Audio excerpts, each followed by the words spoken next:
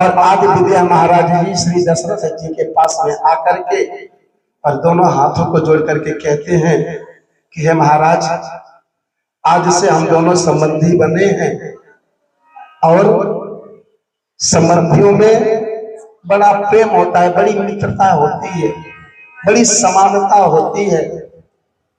इसलिए जाने अनजाने में यदि किसी भी प्रकार की कोई त्रुटि रह गई हो तो हे महाराज मुझे क्षमा करिएगा। ये विद्या महाराज जी के निवेदन है दशरथ जी के प्रति।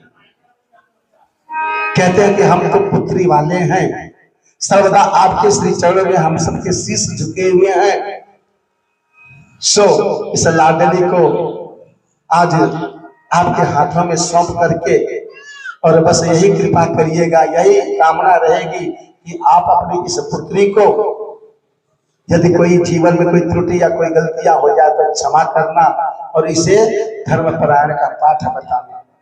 ये विद्या महाराज जी जनक जी से बातें कर रहे हैं, क्षमा करिए महाराज दशरथ जी से बातें कर रहे हैं। महाराज दशरथ जी व्याकुल हो गए और दोनों हाथों को जोड़ करके कहते हैं विद्या महाराज, ये आप ऐसी बातें कर रहे हो?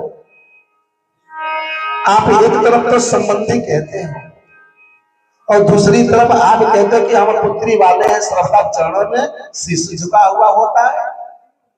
महाराज विद्याराज जी, आप तो दानी हैं, आप तो दाता हैं और दाता देने वाला सर्वदा बड़ा होता है, महान होता है।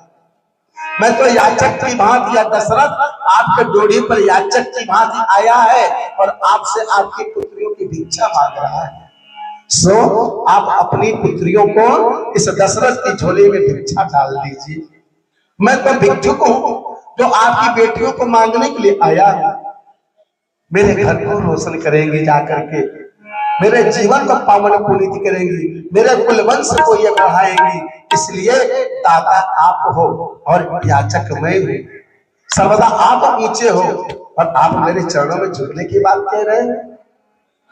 महाराज विद्याराज जानते ना संबंधी किसे कहते हैं?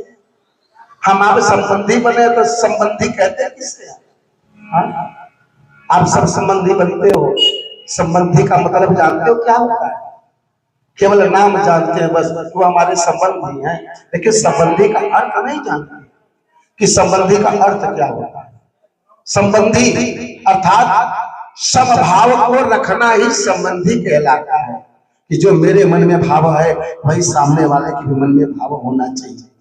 हम कुछ और सोचे, हमारे मन में दुर्व्यवहार चलता रहे, दुष्भाव चलता रहे और आप भाव